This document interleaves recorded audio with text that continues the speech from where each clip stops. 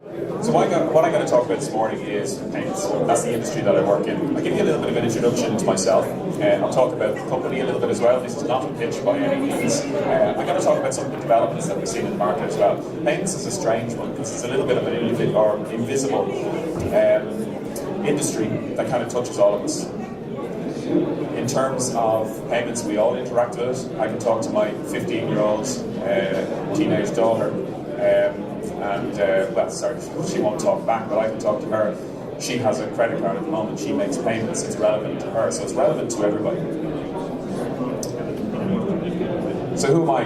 I was introduced there actually in my previous role. I got a new role last Monday, so I'm now country manager of Elavon in the Irish market. I haven't been sacked yet, and we're almost 10 days in, which is a pretty good start. My own background is in payments, so I was involved in mobile payments in a startup prior to working with Elavon. I worked as head of sales for a company called Relax Payments for a long time as well. But I've also had lots of my own businesses, some of which have gone quite well, and a number of which have not gone quite well. Some have been online, and I learned a lot in terms of trying to create new businesses and put them online. As I say, everybody who goes on and tries to do a business will make an awful lot of mistakes, and certainly I learned an awful lot more from the mistakes than I did when things went well. So I tried to take a little bit of that in terms of dealings that we have, both with myself and then with our teams as well, when we're dealing with businesses, trying to help them, advise them on payments. How many people here have their own company at the moment? How many people have an online presence? Okay. It's good just to get a sense of who's who and what's what in the audience. I'm a bit of a golf fan as well, and my dream when I was a kid was to see my name at the top of the leaderboard of a major, and I've seen that now. Unfortunately, it just wasn't me, so I'm not that guy. I'm a really bad golfer, a very regular golfer, but I'm also an extremely bad golfer. So Paul Dunne, the guy from Greystones, is doing fantastic things. Unfortunately, he's living my dream. Elavon. Again, show of hands, who has heard of Elavon before today? Okay. So more people have heard of Elavon than would have found the stage. So that's a good thing. Marketing are doing their job. So we're one of the largest payments companies in the world. And what we do is we provide the tools for taking payments, whether that's in a physical environment or whether that's online as well. So we are an acquirer. We also provide what's called a gateway solution. So that's the tools for taking payments online. We look after all of the security. We provide everything that you need in order to take payments. We're an American organization, but with a very, very strong Irish presence. So we've got about 800 people across 2 sites in the Irish market. We process for all of the payments for the likes of the Irish government. We work with companies like Apple and providing all of their payments as well. At some point, I imagine everybody here will have used Elavon's processing services. We like to do things a little bit differently as well. We're not the cheapest in the marketplace. We never try to be the cheapest in the marketplace. What we do try to do is provide the best service that's available and try to provide a level of knowledge that's superior to everybody else.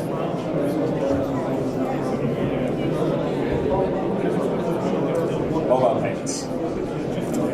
So I'm talking about the future of payments. You can't ignore mobile. Now, about 10 years ago, I was starting to get involved in mobile payments, and I thought the future of payments was premium SMS and direct carrier billing. I thought it was linking in with the telcos. I thought that it would be sending messages or applying charges to my mobile phone bill. That's what I thought mobile payments was. But it's become so much more than that. Every single person here, I'm sure, has a smart device. That's a payments acceptance device. It's a payment acceptance device that sits in your pocket. And that's given incredible power to both businesses, retailers, merchants, but it's also given payments companies like ourselves a great opportunity to be able to leverage technology to put payments at the heart of everything that we do every single day. When we look at statistics at the moment, about 1/3 of all of the transactions that are taking place in Ireland right now, and certainly we see across Ireland, are happening on mobile. We see people doing research on the mobile and then going home and converting on another smart device as well, like an iPad. Again, show of hands, how many people would regularly make a purchase on the mobile? Every single person. Oh, there you go. You're the final one. Every single person in the audience is making a mobile payment at the moment.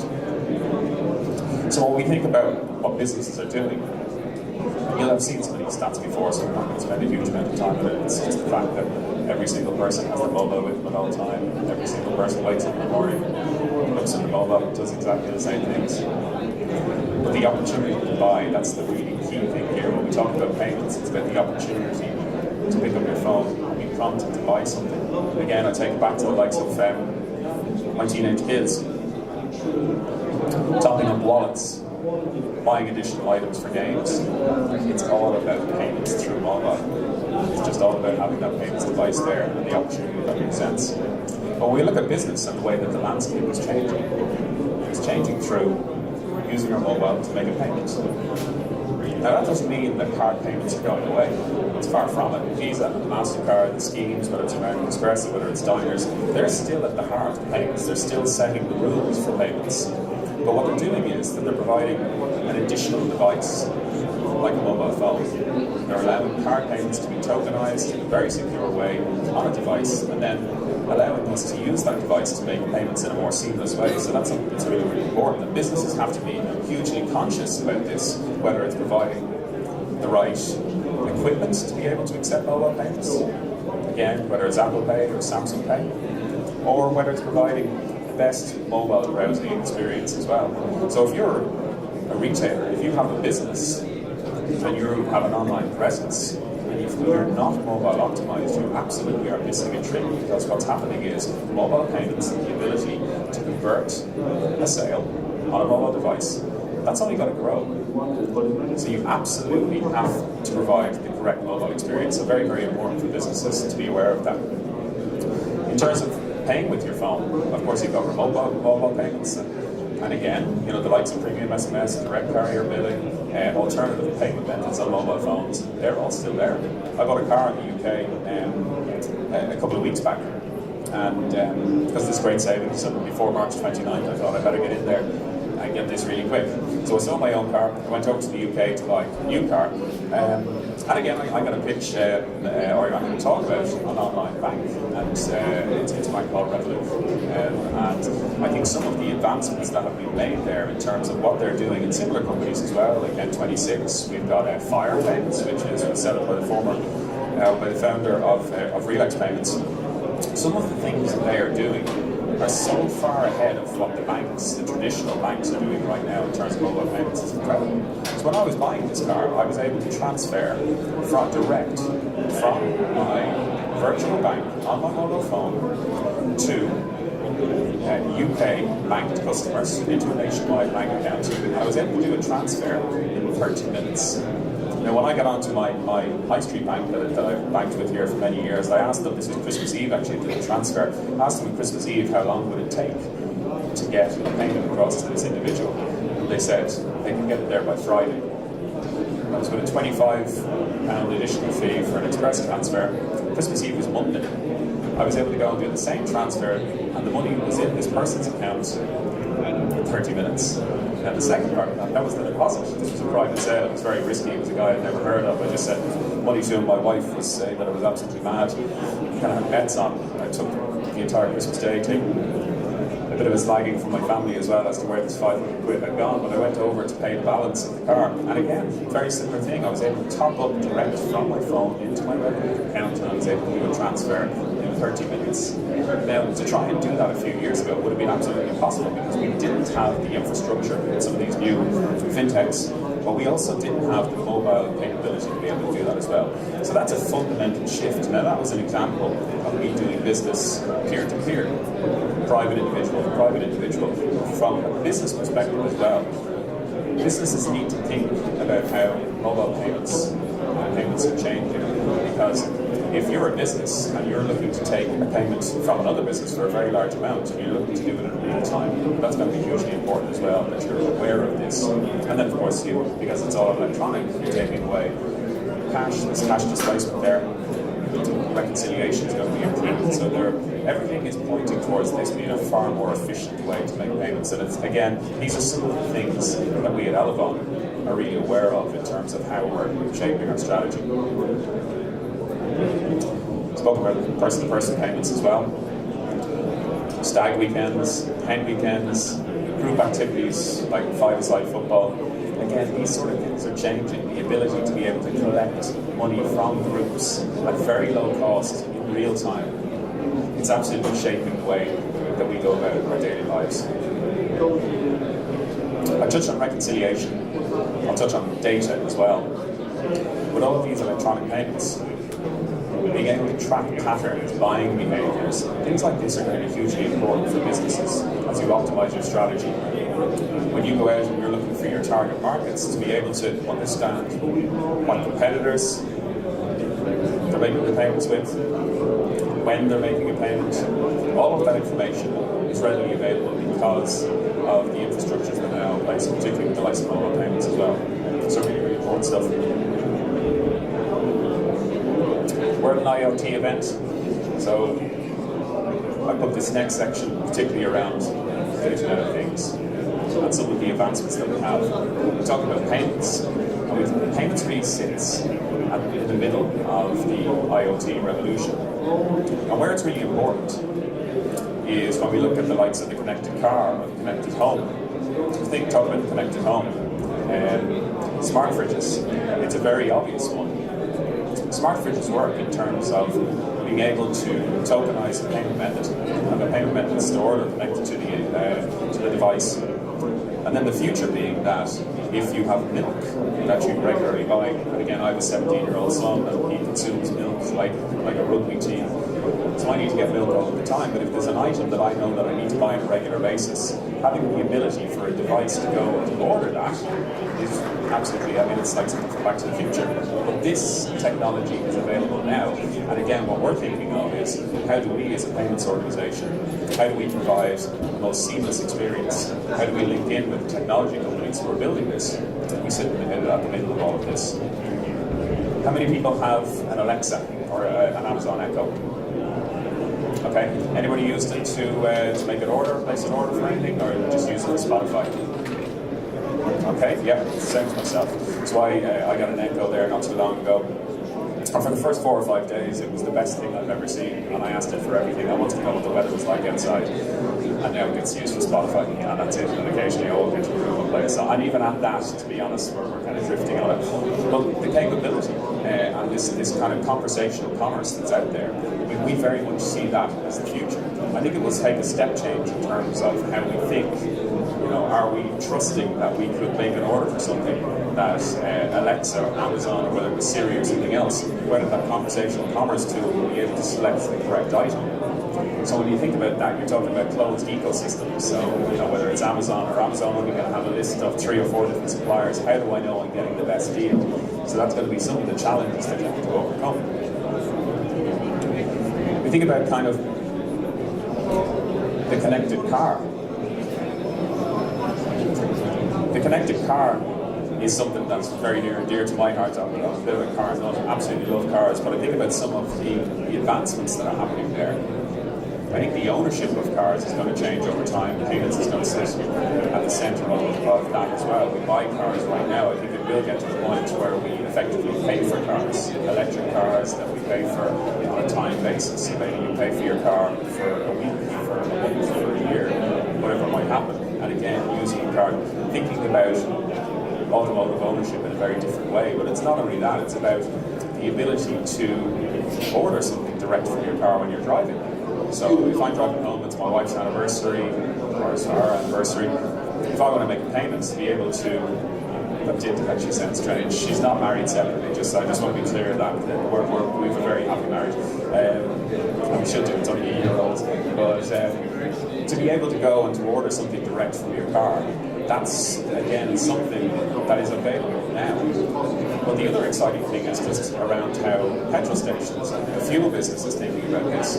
Yes, it will get to the point, of course, we're moving towards electric cars, and that sort of revolution has already started. But in terms of paying for gas right now, paying for fuel, paying for tolls, all of the technology is there, linking payments into the car, and being able to drive straight into a petrol station, to be able to select from the dash how much fuel that you want, to dispense that fuel, and then just to drive away.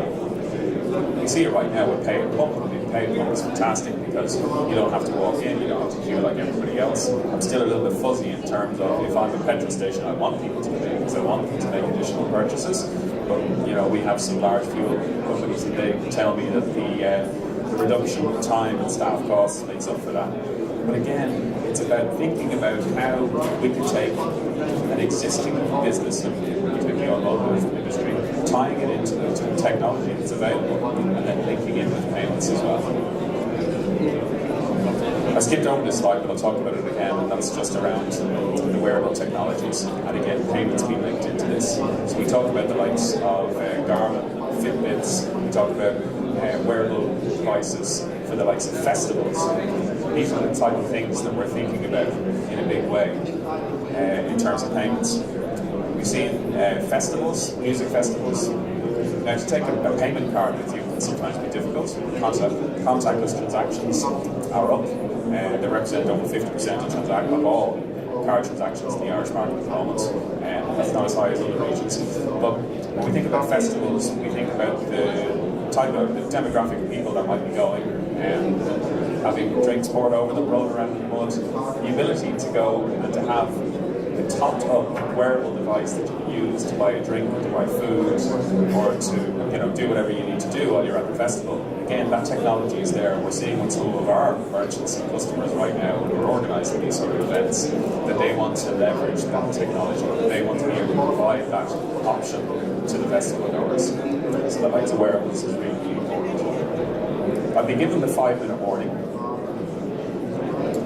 I'm passionate about payments. I know that passion isn't always shared by everybody here, but I do want to try and draw out a couple of questions out of the audience as well. Yes? Probably just connecting to topics blockchain payments. How would you see payments, the blockchain, what is going to change for payments in blockchain technology? Yeah, it's a good question, and it's funny, when I first heard about Bitcoin, this is a true story now, I first heard about Bitcoin, I'd say it was around maybe 2010, 2011, it was pretty early in terms of blockchain and Bitcoin, and my dad had an opportunity. There was a guy that he was doing a bit of mentorship at a local enterprise board. Anyway, there was a guy he was working with, and he came back and he said, look, we've got this new idea, it's about kind of Bitcoin, and he gave him an opportunity to buy 400 Bitcoins at the time, and it was for virtually nothing, and he came back and he told me about it, and I was starting to get involved in payments, and he said, what do you think about this? And I said, it's a pyramid scheme, this guy's going to rip you off. So he hasn't really forgiven me for that now, given what they're worth. But in terms of the underlying technology and thinking about blockchain, I think it's huge. And I spoke about some of the new fintechs that are coming into the marketplace and their ability to be more agile and unrestrained by some of the archaic systems that banks have. And that's where I think it's going to be really important as well in terms of what's happening in payments. It's thinking outside of the existing rails that we have, the rails that have been around for years and years, built by Visa and MasterCard and some of the other schemes. And I think being able to have that technology there, that open ledger, to be able to use it with some of the things that we were talking about. I think that's where the advancement is going to be. I don't think it's necessarily just around some of the, to be fair, you didn't mention it, but there's a lot of talk about kind of Bitcoin or whether it's any of the other or any of the other technologies that are out there or payment methods. I don't think they're going to be as important as well. And certainly blockchain, hugely important, and we're very much aware of it, although we don't have a product, and it's certainly not in our kind of 3-year roadmap or anything like that. We're keeping it front of mind. Any other questions? Yeah. I was just wondering, you're talking about new technology and how people are looking at using wearables to make payments. How quickly are people in Ireland actually taking that type of changes in payment up? So how quickly is it evolving? Quickly is what I would say. So we're seeing a large increase in terms of, I don't have stats around the actual percentage, but anecdotally I can tell you that we're starting to see a lot more of it. When we talk about some, again, we mentioned the likes of festival organisers, we are seeing that people are starting to use that. I mean, Apple Pay and Samsung Pay, it wasn't taken up probably as quickly as maybe they would have hoped. However, there's still, I think it's about 200 or 300 million users globally at the moment, and we're expecting to see that triple over the next 3 years. So we will start to see that sort of a contactless technology being used an awful lot lot more. But in terms of those wearables, yes, I mean, there's lots and lots of companies that are obviously putting their house in it in terms of it becomes a success. I think the technology is so safe now, and I think it will only continue to grow as people become a lot more comfortable with the idea that you can wear a ring or a necklace or a piece of jewellery that you can also double up as a payment method. So yeah, we're definitely starting to see it grow, but again, just unfortunately don't have the stats to hand. Yep, okay, that's me. Thank you very much indeed.